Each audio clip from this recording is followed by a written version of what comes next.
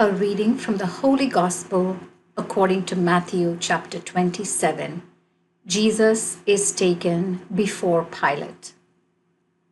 When morning came, all the chief priests and the elders of the people met in council to bring about the death of Jesus.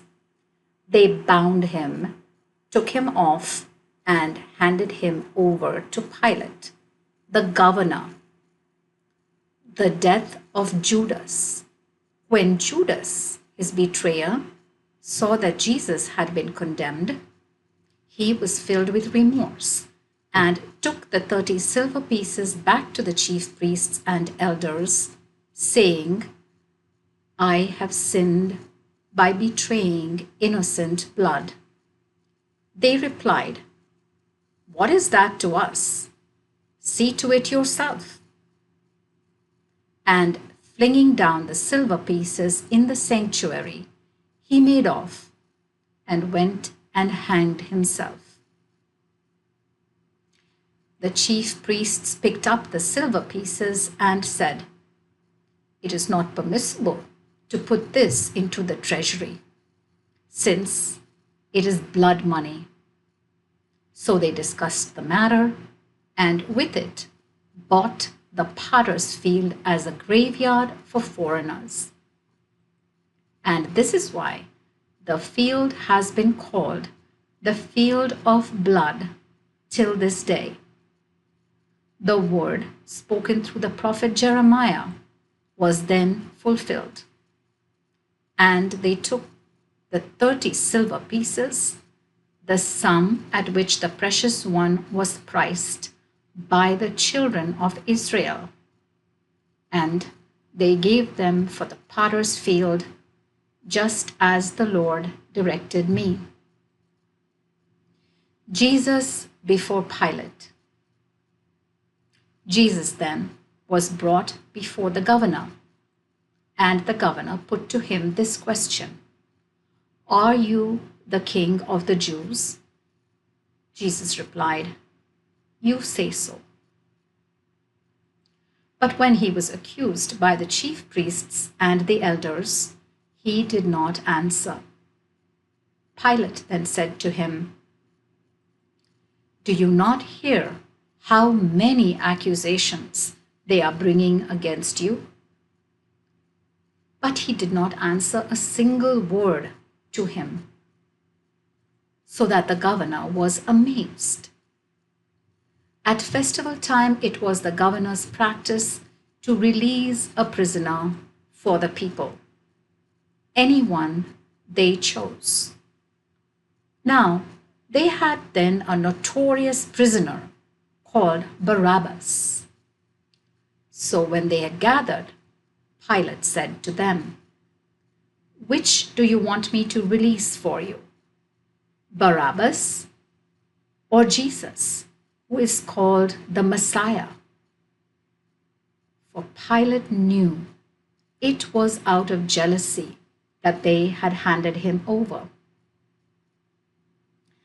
Now, as he was seated in the chair of judgment, his wife sent him a message, "Have nothing to do with that righteous man. I have been extremely upset today by a dream that I had about him." The chief priests and the elders, however, had persuaded the crowds to ask for the release of Barabbas and the execution of Jesus. So when the governor spoke and asked them, "Which of the two do you want me to release for you?" they said, "Barabbas." Pilate said to them, "What then am I to do with Jesus, who is called the Messiah?" They all said, "Let him be crucified." He asked, "What evil has he done?" But they shouted all the more, "Let him be crucified." Then Pilate, seeing that he was making no impression, but rather that a riot was imminent, took some water, washed his hands in front of the crowd and said, "I am innocent of this man's blood. You see to it." And the whole people shouted back, "Let his blood be on us and on our children." Then he released Barabbas for them. After having Jesus scourged, he handed him over to be crucified. Jesus is crowned with thorns. Then the governor's soldiers took Jesus with them into the praetorium and collected the whole cohort round him. And they stripped him and put a scarlet cloak round him. And having twisted some thorns into a crown, they put this on his head and placed a reed in his right hand.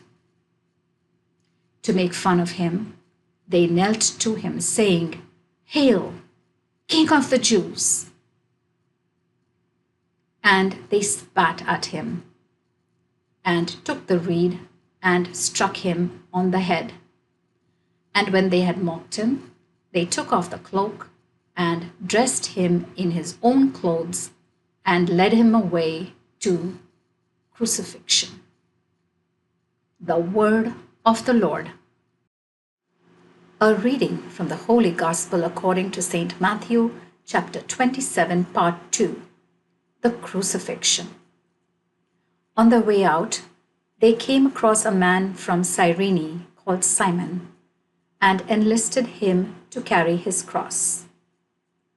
When they had reached a place called Golgotha, which is called the place of the skull, they gave him wine to drink, mixed with gall, which he tasted, but refused to drink. When they had crucified him, they shared out his clothing by casting lots, and then, sitting down, they guarded him there.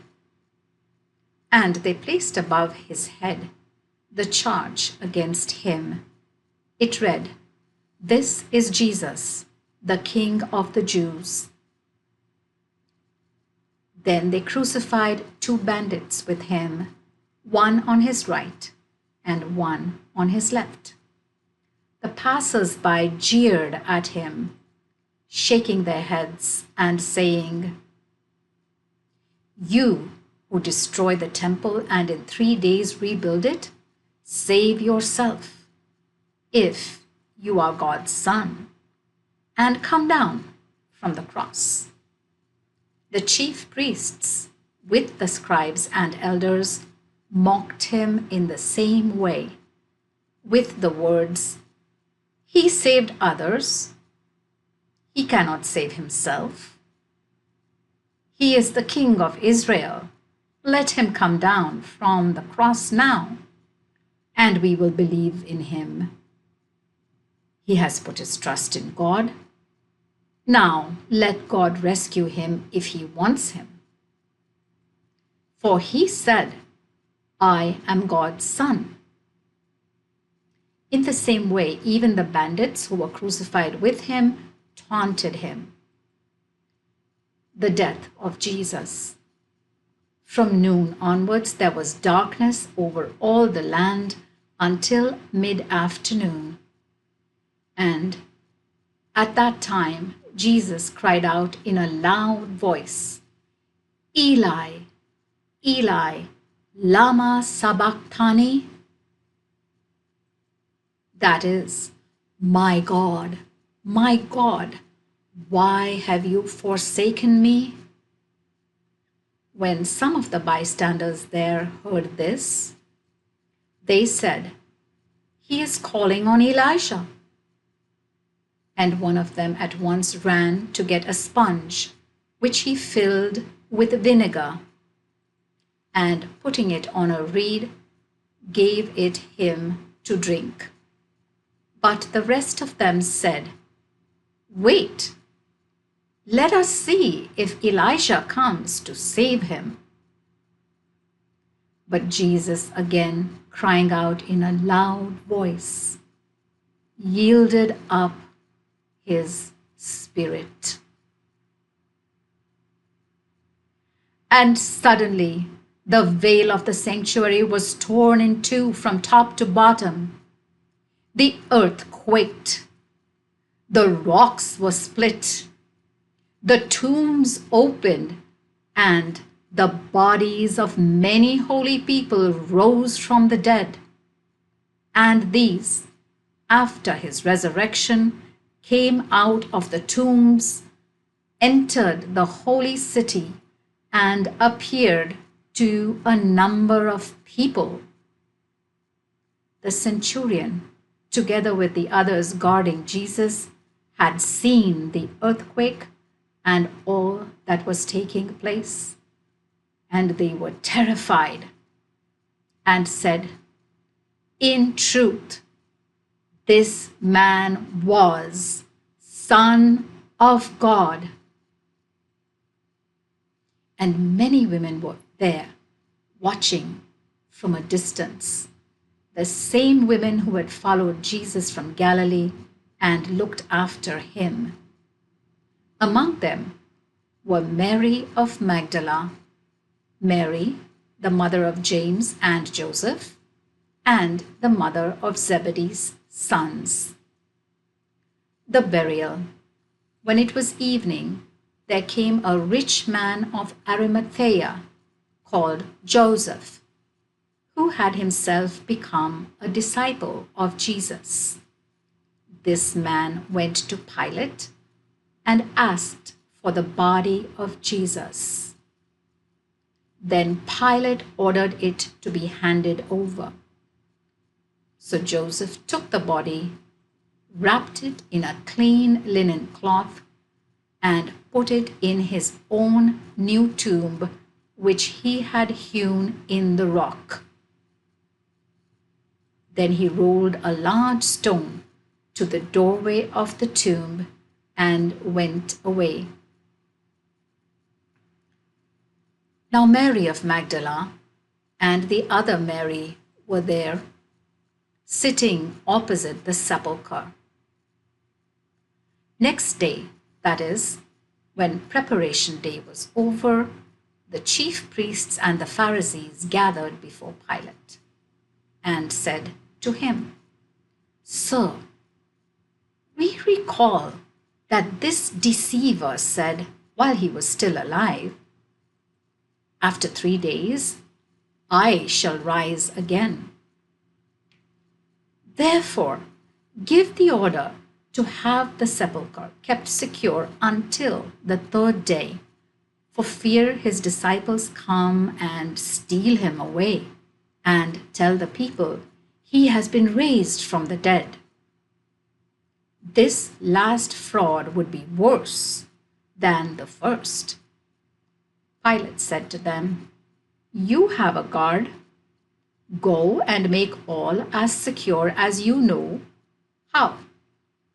So they went and made the sepulchre secure, putting seals on the stone with the guard.